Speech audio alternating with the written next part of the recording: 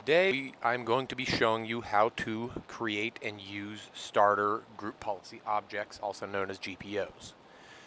So the first thing we need to do is log in as administrator, which we are, and then we're going to go ahead and open the group policy management console right here. Once we're in there, we're going to navigate down to starter GPOs. We're going to right click it. We're going to click new. And in new, we are going to type in start printers C, and that stands for start. It's a starter GPO. Printers refers to the printers node, and C refers to the computer configuration node of the GPO.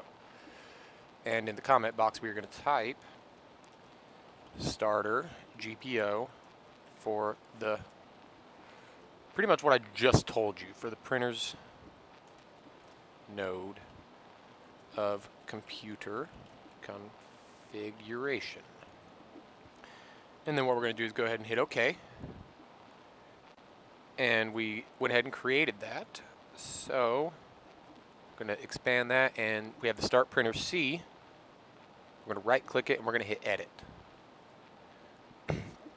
Okay, and now we're in the editing. We're going to go to click and expand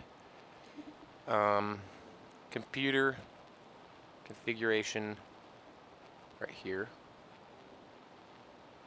and administrative templates. And within that template, we have the printers. So what we're going to do, we are going to see right here, double click this, which is automatically publish new printers in Active Directory properties, or in Active Directory. And in the properties dialog box, what we're going to do is we're going to click enabled. And then once we click enabled, and then we're going to hit apply, and then we're going to go to the explain tab. And in the explain tab, we have what it does. And what it does is determine whether the Add Printer Wizard automatically publishes computer shared printers in Active Directory. If you enable this setting or do not configure it, the Add Printer Wizard automatically publishes all shared printers. If you disable the setting, the Add Printer Wizard does not automatically publish printers. However, you can publish shared printers manually. The default behavior is to automatically publish shared printers in Active Directory. Note, this setting is ignored if the Allow Printers to be Published setting is disabled. So we're going to go ahead and hit OK.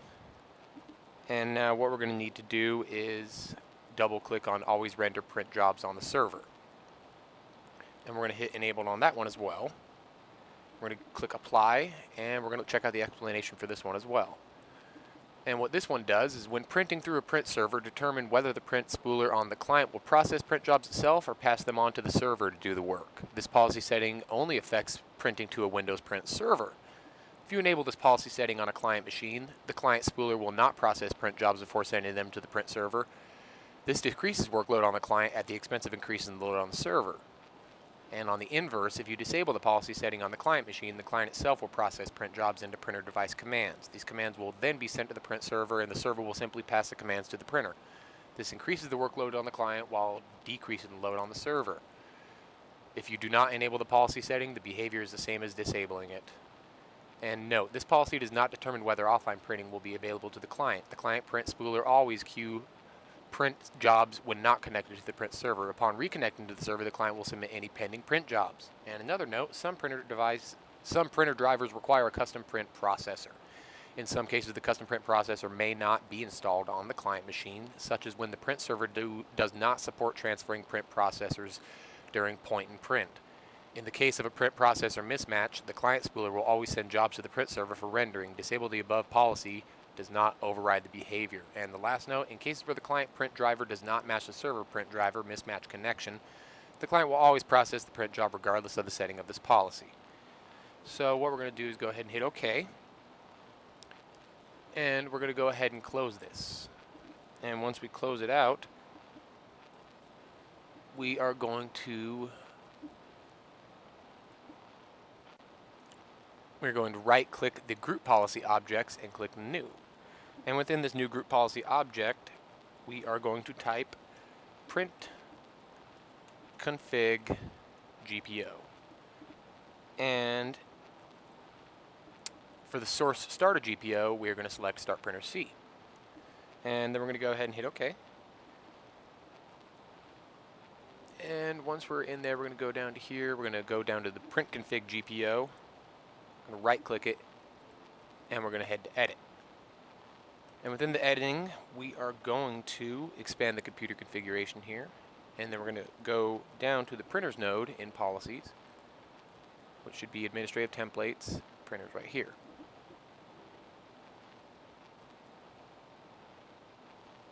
And we got to verify that our starter GPO settings are there, which we enable to automatically publish new printers and always render print jobs on the server. And for ease of looking, you can see right here it's still enabled, right here it's still enabled. So what we're going to do next is we're going to go ahead and close this out again. And then we're going to go down to Start Printer C again, right click it, and go to New GPO from Starter GPO. And what we're going to name this one, and that'll bring us a wizard to get that up, and what it does is it automatically selects the Start Printer C as the group policy object to apply to the new policy object you're creating. And then we're going to go ahead and click Cancel. And we're going to go ahead and create another Starter GPO here. And this time we are going to call it Start ST Menu U.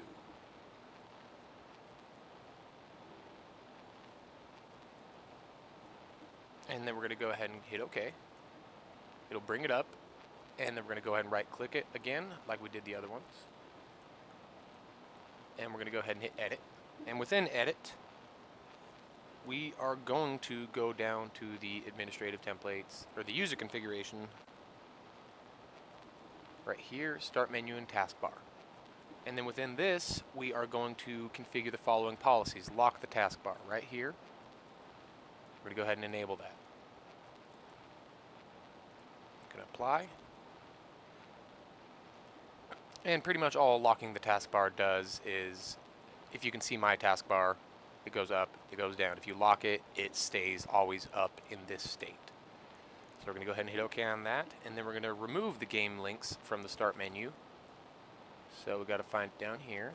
Boom. Double click it, enabled, and that's exactly what it says, is you remove the link to the games folder on your Start menu. Going to hit OK on that, and then the last one is we're going to remove the network icon, which is the network connections right here.